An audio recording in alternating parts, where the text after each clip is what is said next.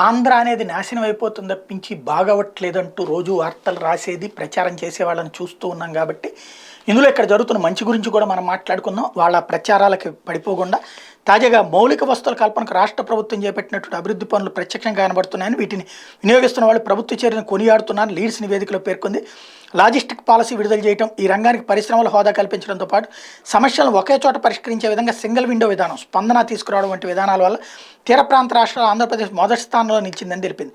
దేశ సగటుతో పోలిస్తే రాష్ట్రంలో లాజిస్టిక్ మౌలిక వస్తువుల కల్పన అధికంగా ఉందని, రోడ్లు, రైల్వే లైన్లు, టెర్మినల్ ఇన్ఫ్రా, గిడ్డంగులు వంటి ఫస్ట్ టు లాస్ట్ మైల్ కనెక్టివిటీలో ఏపీ అద్భుతమైన పనితీరు కనబరుస్తుందని కొనియాడింది. రాష్ట్రంలో కొత్తగా పోర్టులు నిర్మిస్తుండడంతో పాటు ఇప్పటికే ఉన్న పోర్టులను జాతీయ రహదారులతో అనుసంధానం చేస్తుండని ప్రశంసించింది.